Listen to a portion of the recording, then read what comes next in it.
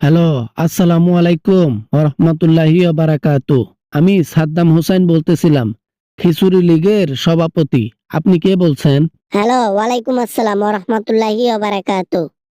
সাদ্দাম, আমি শেখ হাসিনা বলছি রে। তুই কই রে? তোরে তো আমি ইদানিং দেখিই না। ম্যাডাম, দেখবেন কেমনে আমারে? আমি তো বাংলাদেশে নাই। আমি তো গা ঢাকা দিয়ে অন্য দেশে আছি। ছদ্মবেশে ঘুরতেছি হিজড়ার রূপে। বিদেশে গেছিস, ওখানে গিয়েও ছদ্মবেশ ধরতে হচ্ছে? আরে ছদ্মবেশ ধরার কি আছে? বিদেশে তোর কেউ কিছু করতে পারবে না, বুঝলি? বলা যায় না ম্যাডাম, বাংলাদেশের মানুষ যে খারাপের খারাপ, যে খাতারনাকের খাতারনাক, মাথা হ্যাং করে দেবে, দেখলে পিছনে বাজ দেবে। আরে বিদেশে কেউ কিছু করতে পারবে না, তুই চিন্তা করিস না। কথা সেটা না, যে জন্য তোকে আমি ফোন দিলাম হলো তুই আসবি কবে? কোথায় ম্যাডাম? আমি এবার কোথায় আসব? কোথায় ডাকতেছেন আমাকে? আমি বুঝতেছি না কিছু। হ্যালো, হ্যালো, নেটওয়ার্কের সমস্যা নাকি? সিপাগলিতে আছেন নাকি? আরে না না, মোদি আসছিল তো এই জন্য চুপ করছিলাম। যাই হোক, যেখানে আসতে বলতেছি, বাংলাদেশে আমরা তো ঢুকবো, আমরা তো পদবি ছাড়বো না। ম্যাডাম, এত কিছু হওয়ার পরও আপনি পদবীর কথা ভাবতেছেন? জানের কথা একটাবার ভাবেন। বাংলাদেশে গেলে আরো কি ফিরে তো আসতে পারবেন? আরে আমি কি একলা যাব নাকি? তোমরাও তো আমার সঙ্গে যাবা। তুমি যাবা, ওবায়দুল কাদের যাবে, তারপর আরো অনেকেই যাবে, শামীম ওসমান যাবে, সবাই যাব। আপনি যদি পার্সোনাল ভাবে মরতে চান তাহলে আপনি একাই যান। আমাদেরকে ডাক দিয়েন না, বুঝছেন?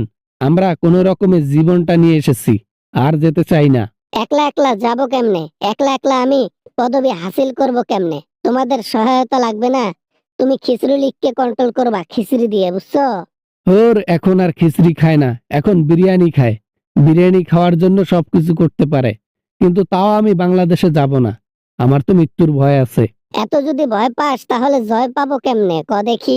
তোরাই তো এখন ইয়াং জেনারেশন, তোদেরকে নিয়ে যদি পথ না চলতে পারি তাহলে কাদের নিয়ে চলবো? আমার মরার ভয় আছে আপা। ও আপা, আমি যেতে চাই না। আপনার যাকে খুশি তাকে নিয়ে যান। বাংলাদেশ থেকে কোনো রকমে পালিয়ে এসেছি, আর যাব না। বেটা সাদ্দাম, না গেলে তোকে আমি ধরাই দেব বলে দিলাম। তুই এখন কই আছিস না আছিস সব ইনফরমেশন আমার জানা আছে, তাই আমার কথা তোকে শুনতে হবে। ছোট মুখে বড় কথা বলতেছি। আপনি আমার একটা চুলও বাঁকা করতে পারবেন না, বুঝছেন? আপনার ইশারায় অনেক খারাপ কাজ করছি। আর না, আর না। শালা অযোগ্য পোলাপানদের যোগ্যতা বানাইছি, অযোগ্য পোলাপানদের পদবি দিয়েছি বড় বড়। ইনকাম করে খাইছিস, কোটি কোটি টাকার পাহাড় গড়ছিস, কার জন্য? আপনার দৌলতে খারাপ কাজ করে কোটি টাকার পাহাড় গড়ছি, কিন্তু সে টাকা খাইতে পারি নাই। বাংলাদেশেই রেখে আসছি। এখন ফকিন্নির হালে আছি। দেখো সাদ্দাম হোসাইন, এগুলো আলতু ফালতু কথা বাদ দাও। পদবি নিতে গেলে তোমাদেরকে সাথে নিতেই হবে আমাকে। তোমাদের কথা শুনবে পোলাপান, বুঝছো?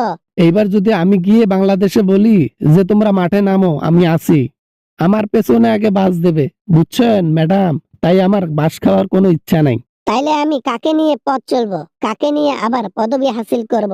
আমার তো মাথা নষ্ট হয়ে যাচ্ছে দেখি। কেউ যদি আমার সাথে না যায় আমি কাকে নিয়ে থাকবো? ম্যাডাম অনেক ব্যস্ত, বুঝছেন?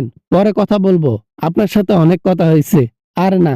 ভালো থাকেন ম্যাডাম, ভালো থাকেন, আর স্বামীকে নিয়ে সংসার করেন। বেটা, এই স্বামীকে নিয়ে সংসার করব মানে? এটা আবার কেমন কথা?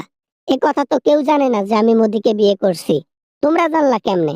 আপনি যদি আমাদের খবর নিতে পারেন গোপনে, তাহলে আমরা কেন আপনার খবর নিতে পারবো না গোপনে? এটাই বাস্তব।